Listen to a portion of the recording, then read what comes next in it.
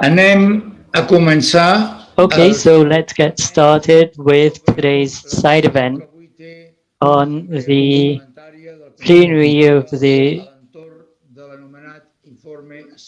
Parliamentary Assembly of the Council of Europe for the summer 2021. And before starting, I would like to announce that we are well aware that very recently, a while ago, the President of Spain has announced that tomorrow the Spanish Council of Ministers will be discussing and approving 9 pardons for the 9 Catalan leaders who are in prison.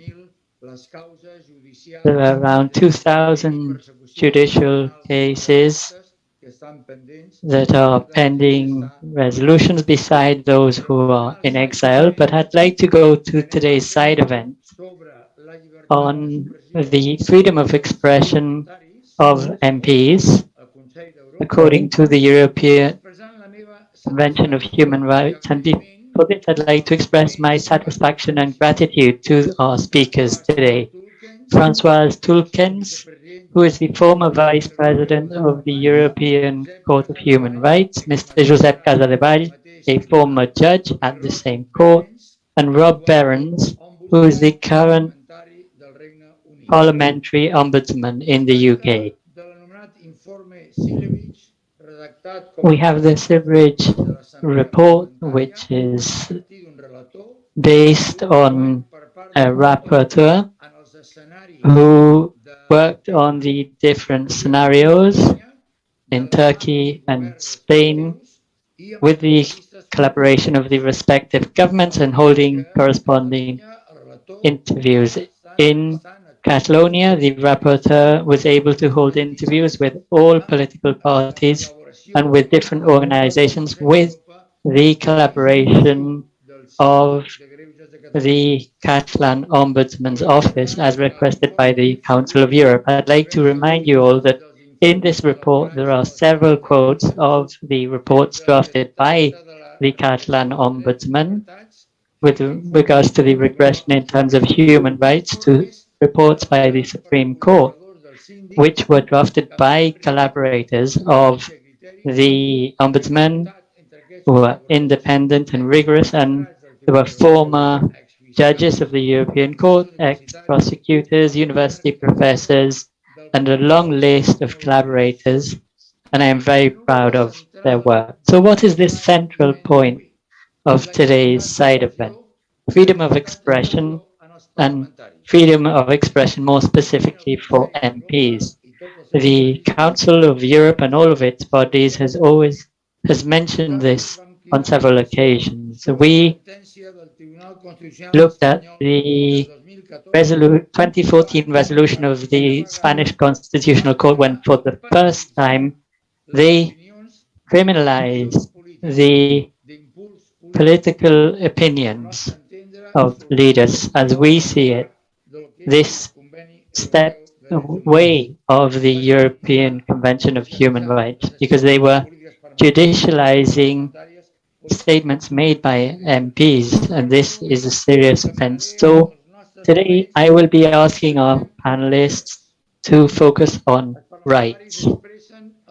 MPs have the right to participation. They are elected by their constituents. They have the right to representation, and above all, they have the right to freely express themselves in Parliament. And for this, I'd like to give the floor to Françoise Tulkens in the first place, and I will ask all 3 speakers to share their opinions. Françoise, the floor is yours. Thank you very much. Thank you very much, Mr. Ribon. The freedom of expression is fundamental. It's essential. Very quickly, I'd like to recall the key points with regards to the freedom of expression. The freedom of expression is the cornerstone of democracy. That is what we must bear in mind. It's not about privileging the rights of one above the others, but we have to look for this safeguarding an essential condition that allows us to exist, and that is a free society and a democracy, and that is the starting point. That is where we want to start off with. The freedom of expression isn't just a subjective right, it's an objective principle to guarantee life in democracy. So it's a means for the establishment of a democratic society. We know today that in Europe and in the framework of the Council of Europe, democracy is at risk. The freedom of expression fits in within the framework of the freedom of thought, which is also guaranteed by the Convention. Having said that, the freedom of expression has its limits. In the European Convention on Human Rights, it could be subject to limitations. The freedom of expression applies to information, not just those, but those that could be shocking to others, as the European Court of Rights has said. Despite these limitations, which are authorized within the exercise of the freedom of expression, must be interpreted in a restrictive way under the control of the courts. If there are limitations to the freedom of expression, they must be first and foremost foreseen by the law.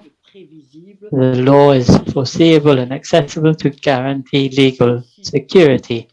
This right must also be formulated in a precise manner so that citizens can bear this in mind. The limitations to the freedom of expression must respond to the interests of victims, national security, territorial integrity, and human rights, and preventing crime in cases where freedom of expression can be limited, so that the freedom of expression has its legitimate, and it must respond to purposes. It has to be proportional to the goal. So that's the general background. So based on these general principles, we must examine the question of politicians, men and women, in the exercise of their parliamentary mandates. So what restrictions can be placed on political figures in the exercise of their mandate, even in the criminal proceedings? The basic principle that freedoms are essential. The European Court of Human Rights has said this several times. The freedom of expression of men and women, politicians, is core of the question. We live in representative democracies, and the MPs who have been elected by the people must be able to express themselves freely to fulfill their mission in agreement with the additional protocol of the European Convention of Human Rights, which expressly foresees that MPs must be able to express the opinion of the people freely. So MPs enjoy freedom, and the European Court of Human Rights has many instances where it pays attention to the freedom of expression of MPs without distinguishing whether it's a national, regional, or local parliament. In a democracy, the parliament and similar institutions, that is the essential place where political discussions take place.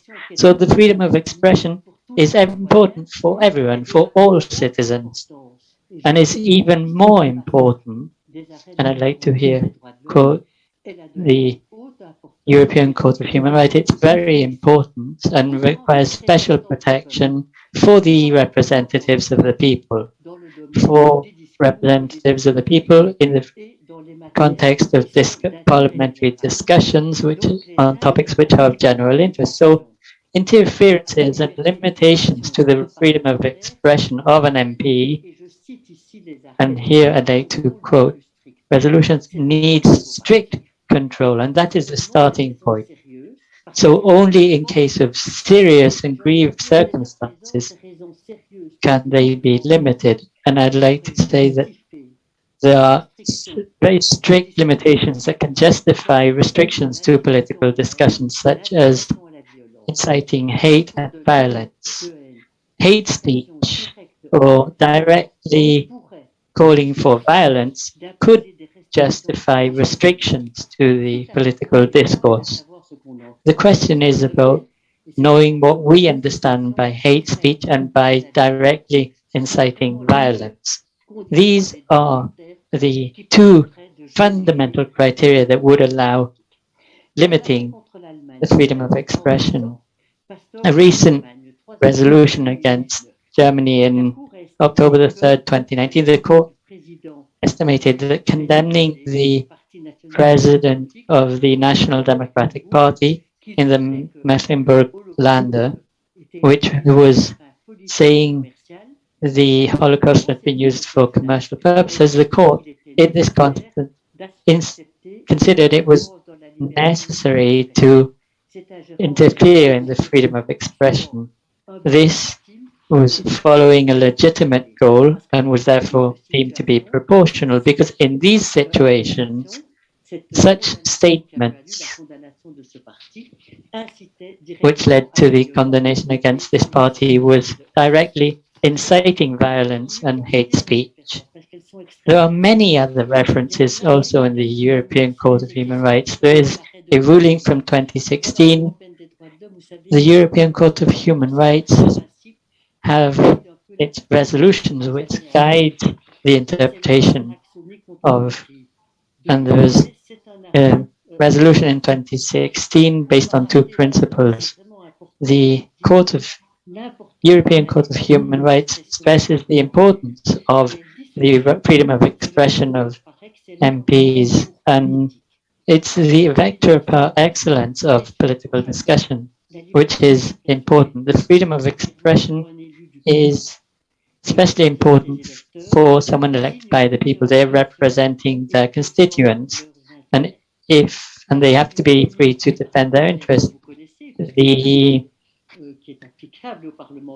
rules that applies to MPs in some parliaments proves how important it is to give a high protection to the freedom of expression, and it's common throughout all democracies. So in this ruling, the court recalls that Article 10 in the Convention, which refers to the freedom of expression, only allows for very restricted limitations to freedom of expression in the case of political discourse. In certain cases, you can accept some limitations to the freedom of expression which may be deemed necessary to put a stop to statements that directly call for violence or hate speech. That is the limit, and it applies also to MPs. This resolution also recalls that the functioning of parliaments is an essential value for democratic society, so the freedom of expression cannot attack the parliamentary activities and the protection of MPs. So we cannot use freedom of expression in a way that could violate the rules of democracy and parliaments. So that is the case law of the European Court of Human Rights. So the freedom of expression is the cornerstone of democracy, and we can say that it is the most important right in the European Convention of Human Rights to defend democracy and the rule of law. The freedom of expression is an element of the state of the rule of law, which we are all bound to. Two, limitations are possible, and they are foreseen in Article 10 of the European Convention of Human Rights, and also in the European Union Charter of Fundamental Rights, and in the political rights. They are recognized in all contemporary instruments to protect fundamental rights. There are possible limitations with regards to the freedom of expression for MPs, which are hate speech and directly calling for violence. And there has to be a good functioning of parliaments. So what can we do in the criminal instances?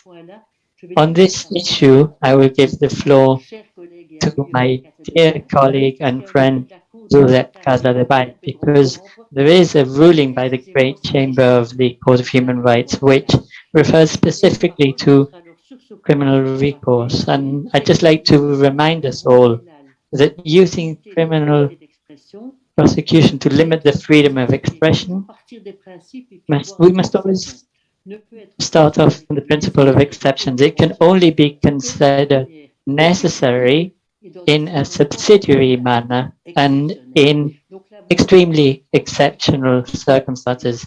The criminal proceedings are against the freedom of expression, and they can only be followed in really, really exceptional situations. So, that is what I can share with you in a nutshell with regards to the freedom of expression, which, as I said, is essential, and I can't repeat it enough. MPs must be able to use their freedom of expression with a sense of responsibility, that is, for the purpose of democratic discussions. Thank you very much for organizing this discussion on such an important topic. Thank you very much, and I hope that we will be able to go back to some of the points you mentioned. Mr. Casadevall, the floor is yours. Thank you very much, Mr. Ombudsman, and thank you, Françoise, for your introduction. I can only agree with everything that my former colleague has said, referring to the general principles of the case law of the European Court of Human Rights with regards to the freedom of expression in general, and more specifically with regards to the freedom of expression for MPs, which, as Françoise said, are the true representatives of democracy. Before I forget, Mrs. Tulkens talked about Article 10, and she mentioned that we cannot forget Article 9, which refers to ideological freedom and freedom of thought. And to this I'd like to add, because in the framework we are studying together, it's relevant, I'd like to recall Article 11, which is also linked to the freedom of reunion and the freedom of demonstration. I'd like to start off by saying that I carefully read the report by Mr. Silevic, the rapporteur. The report has two parts to it. One which has to do with the investigations done by the rapporteur with regards to the facts that support his conclusions in the resolution. It's important fieldwork done by the rapporteur, and I won't go into the details of the facts, but I trust that he did a good work to reach this resolution. So I start off from the principle that this is a serious document that has been carefully thought through. The part that interests me the most is the one which has to do with freedoms and rights that are protected in law, especially by the European Court of Human Rights. And I must highlight here that the resolution bears all of this in mind. It also refers to all of the important elements that should be retained with regards to the freedom of expression. And I'd like to recall, following the general principles that were announced by Françoise, I'd like to add what Mr. Šilevic said in his resolution, which could take us to a 2012 resolution against Castells in Spain, which establishes the principles, and it has to do with the issues that could shock or disturb those who hear them, and those have to be protected by the freedom of expression. Now, with regards to the principles established by the court, we have the resolution mentioned by Madam Turpens, and we also have a case in Jerusalem against Austria, referring, and then also a resolution against Spain, against Mondragon, who was a Basque MP who made proposals that were against the law. And in that case, the European Court of Human Rights concluded two aspects that must be distinguished. On the one hand, his status as an MP and freedom of expression in a press conference. And the court also highlighted that Mr. Otegi's statements, even if they may be troublesome or worrying and not very elegant, were not calling for violence, physical violence or any other form of violence. And that was to say that this didn't justify state interference with regards to his freedom of expression. Now, what's important in this case is that with regards to defamation against a person, there is the principle of equality which must be respected, and nobody should be privileged in the law, not even the king or the heads of states. They cannot be privileged or treated any differently than any other citizen. And this distinction also allows us to say that some aspects that we can find in the criminal code to grant greater protection for certain actors of the political field, this doesn't work because the principle of equality must prevail. Then there is also a very interesting ruling from 2020, if I'm not mistaken, against Turkey for Salah Hadim. This was a ruling which, for this topic of today's discussion, must be looked at. It's complicated because it refers to several articles of the European Convention, and I'll refer to Article 10, where Mr. Demirtas, who is an opposition leader and who is defending the independence for the Kurdish people, and he was prosecuted and condemned based on his ideology and his political convictions. Unfortunately, this 2020 resolution has not yet been executed, and it's one of the few existing resolutions where it says that the state must adopt measures to free this person. There was also a ruling against a Catalan Eastern European, Zanidze is the title of this resolution of the European Court of Human Rights. He was released the following day after the ruling of the court, and this unfortunately wasn't the case for the Salahatim ruling, where, as far as I know, the person who had to be freed is still in prison. And with regards to the freedom of expression for MPs, there is also a ruling against Spain. It's in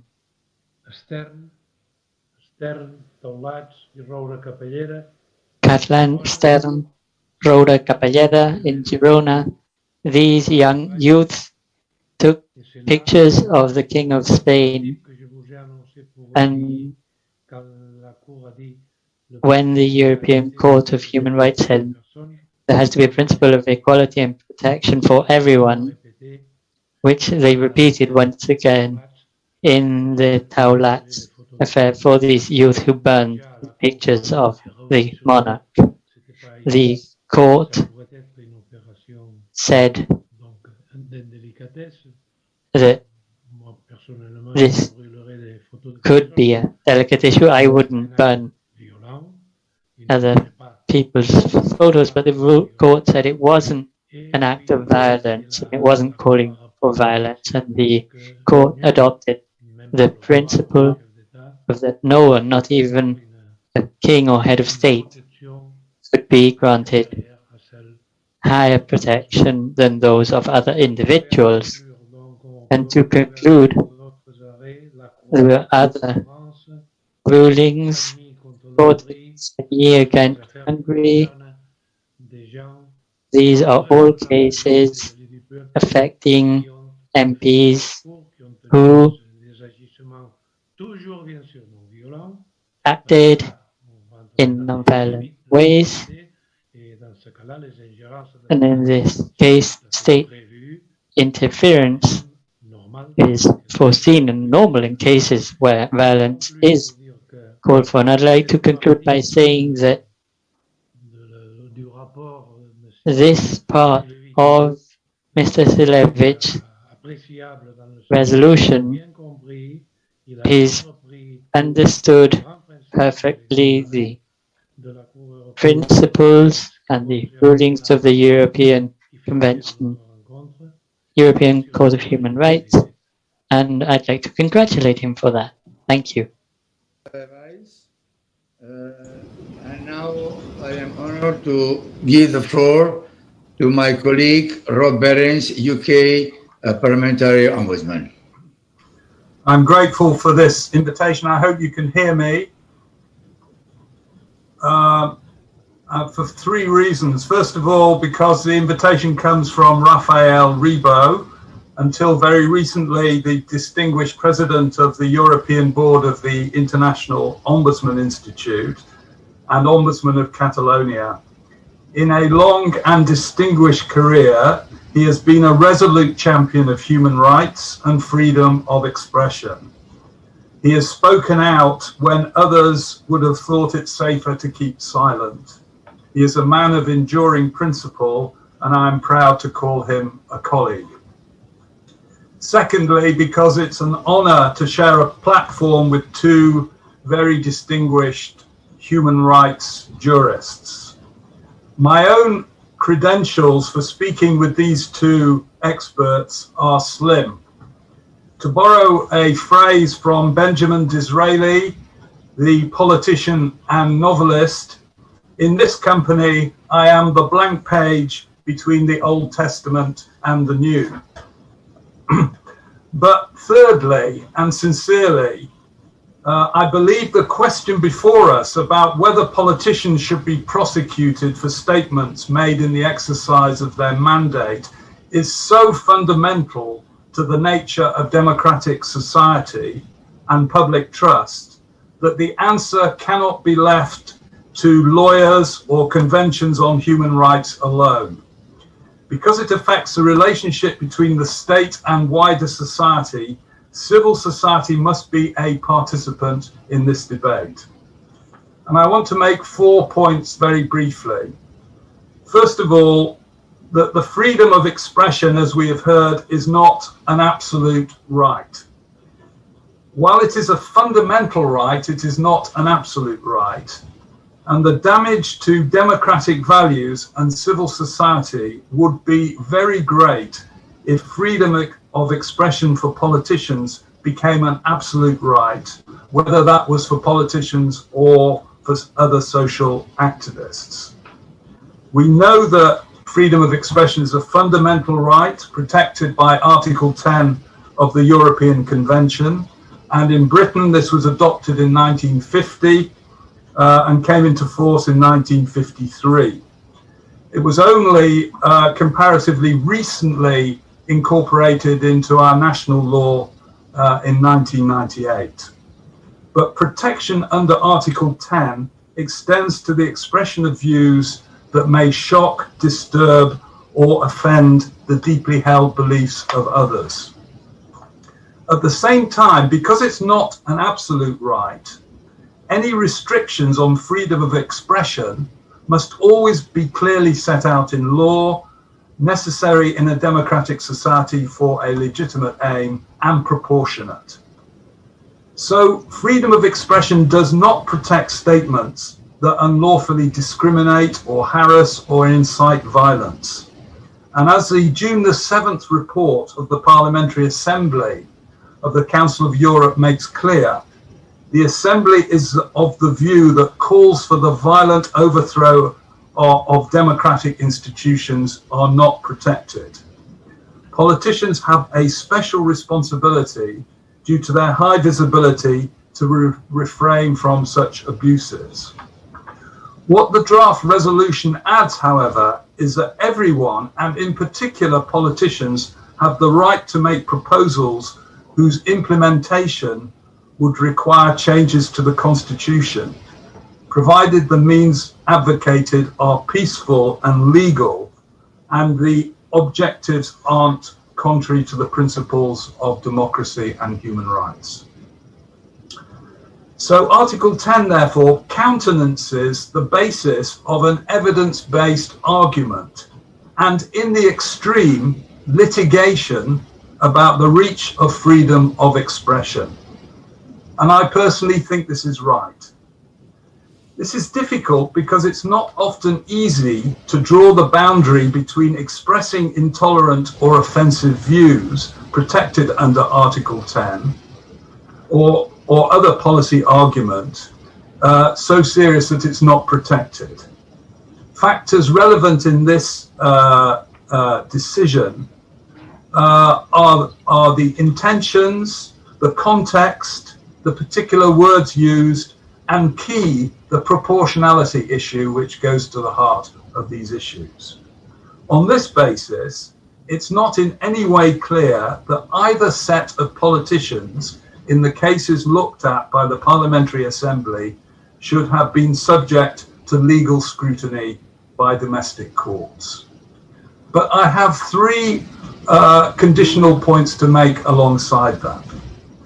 I subscribe to the view that there is a case to be made for distinguishing to some limited extent between politicians and members of civil society as far as freedom of expression is concerned. The right of freedom of expression should give very strong protection to political speech and materials. The United Kingdom came very early to the issue of freedom of expression for politicians. Our Bill of Rights of 1689 is one of the basic instruments of the British Constitution, the result of a long struggle between a tyrannical monarchy and the English people and Parliament. And the bill firmly established and retains the principles of frequent parliaments, free elections, and absolute freedom of speech within Parliament, which we call today parliamentary privilege. But outside Parliament, and in the case of elections, the rights of politicians are rightly diminished, but still favourable. It is particularly important in the period preceding an election that opinion and information of all kinds are permitted to circulate freely. But it's only inside Parliament that MPs have absolute freedom of expression. So, for example, in the 2010 general election in Britain, the election of a Labour MP was invalidated because of untruths told in the campaign about his opponents. Thirdly, having argued for some recognition of the key constitutional role played by politicians and MPs, in my view, this is limited by the need for politicians to be properly representative and leaders of the people that they serve. This means that politicians should be subject, with some exceptions, to the same constraints that apply to ordinary citizens. If it is contrary to the law for citizens to knowingly stir up racial or gender-based hatred or to promote civic violence, those rules should apply to politicians too. Without this, there is less chance of politicians having the same lived experience as citizens or to have empathy with them. There is also a danger of creating a class of politicians remote from the people that they serve and neglecting their role in promoting the reasonable exchange necessary for maintaining cohesion in a democracy. These are key elements of a liberal democracy and representative government. And I can certainly envisage circumstances in which politicians should properly be prosecuted or penalised for statements in the exercise of their mandate. In the United Kingdom, Oswald Mosley, not a member of Parliament at the time, was in my view rightly interned for his pro-fascist speeches for the duration of the Second World War. But my last point is a domestic one, and it's about the protection which is needed for the foot soldiers of administrative justice in overseeing freedom of expression. We need to avoid a perverse situation rapidly developing in some parts of the world today, where on the one hand, populist politicians have unrestrained freedom of expression in what they call the exercise of their mandate. And on the other hand, those in the administrative justice system, judges and ombudsman offices, are sometimes persecuted and harassed for holding to account and criticizing politicians for their words and actions. These are words and actions which are not only the expression of views that may shock, but are so disproportionate and malicious that they endanger the democratic process. And in this context, and finally, I have concerns about the treatment of at least 2 European ombudsman colleagues who have been traduced for seeking to defend the rights of those disproportionately criticized by the state in their own jurisdictions. In the case of Poland, the Human Rights Commissioner, Adam Bodnar, has been threatened, bullied, and hounded out of office by politicians who object to his defense of the human rights of Polish citizens. Not many European institutions have come to his assistance in this challenging situation. And Rafael Ribó has been roundly subject to criticism for seeking to defend the human rights of politicians in Catalonia who advocated the referendum in 2017. A peer review of the Ombudsman Service in 2020, which I participated in, looked at the legislation relating to the syndic in general and human rights aspect in particular. And we observed that the Venice Principles are clear on the important role that the Ombudsman plays in upholding human rights.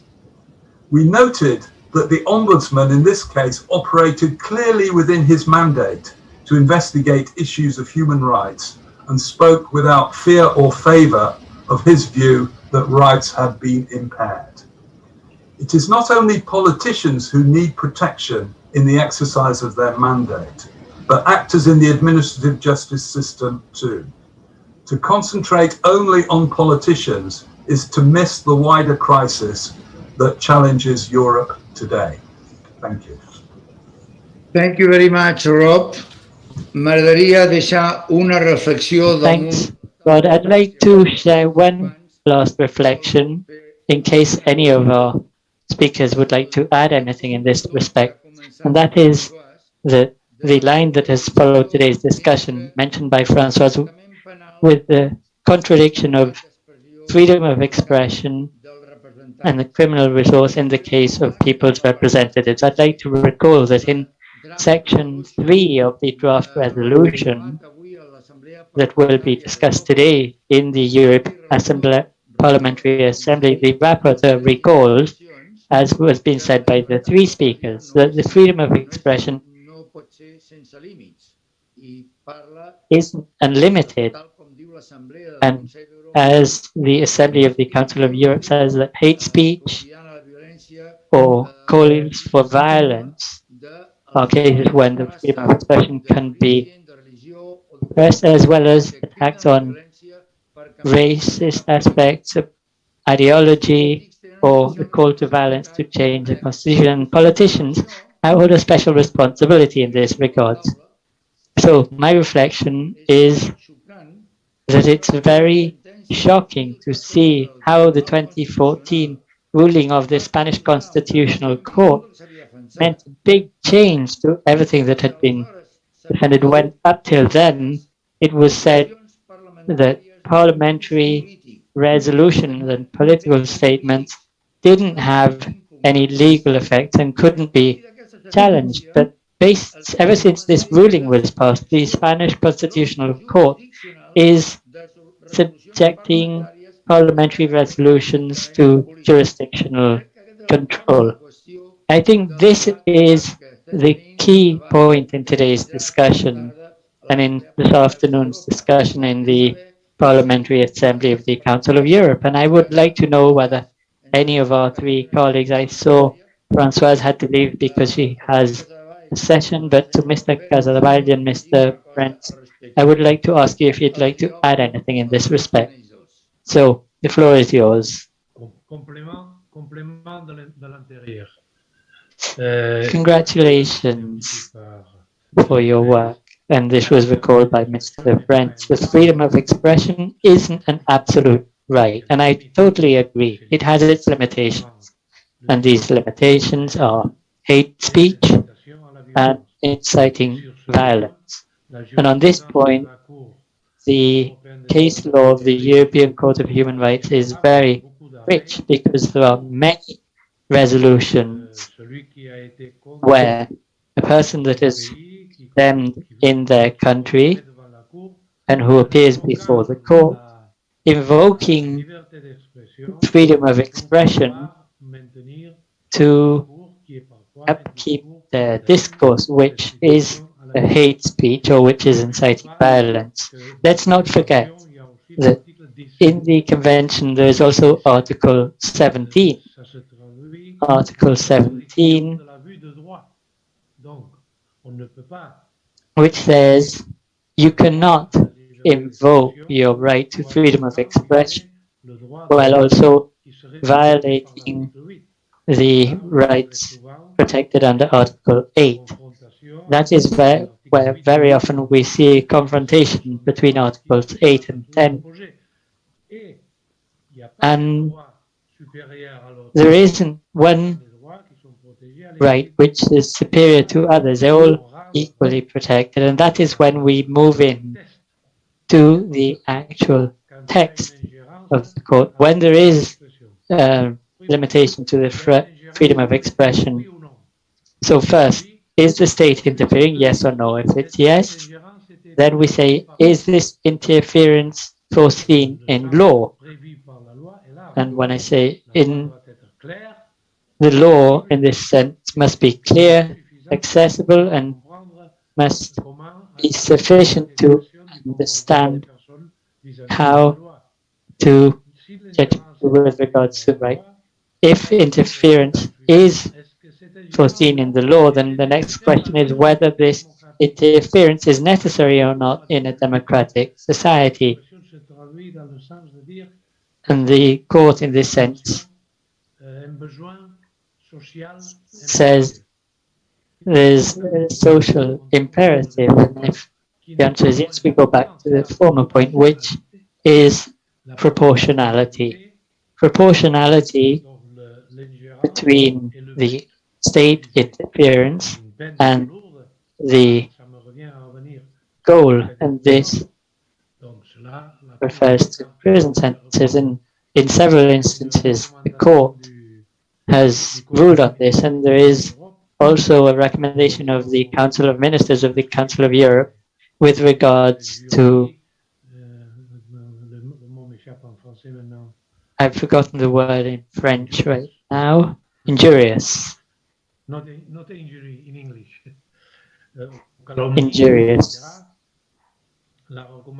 attitudes, and there's a recommendation of the Council of Europe to adopt other measures instead of prison sentences. So these can be administrative measures or civil redress mechanisms, but we should try and avoid prison sentences whenever possible. This with regards to proportionality. And when I mention the foreseeability of law, I'd like to refer to Article 7 in the European Convention of Human Rights, which refers to the need to be able to have a legal, exact and precise link between the facts that are imposed on people that are being prosecuted with the exact wording for those crimes in the criminal code. And in the case of the court ruling against Spain, in this process, this is one of the problems that was mentioned by one of the dissident judges in the Constitutional Court. Mr. Berens. Mr. Berens, would you like to take the floor? Thank you. Well, first of all, I'm not a lawyer. Secondly, I need to be careful not to stray beyond my own mandate in the United Kingdom. And I note that even as we speak in the UK, there is discussion about the extent to which outside the European Union, the UK should continue to abide by the rulings of the court. So I'm not here to make judgments beyond my remit. But I'd like to just emphasize three things in the context of what you said, Mr. Rebo. The interventions that I have seen and read about, both by you and by the politicians, have been peaceful throughout. They have never advocated violence. They've always been process driven. The context of what happened is of an essentially peaceful engagement. And the principle of proportionality needs to apply, as the convention states, in all these situations. And the longer we look at it, the stronger your own position is in the context of the decisions made by the domestic government. Thank you very much. I will now wrap up today's session, unless anyone had any last words to add.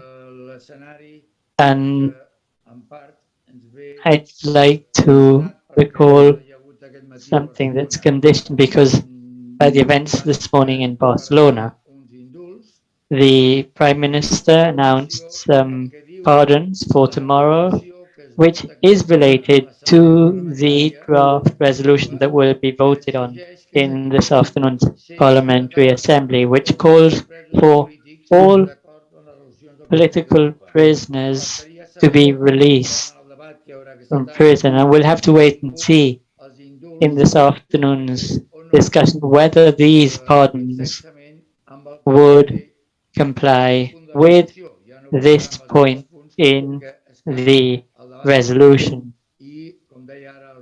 And as Rob just said,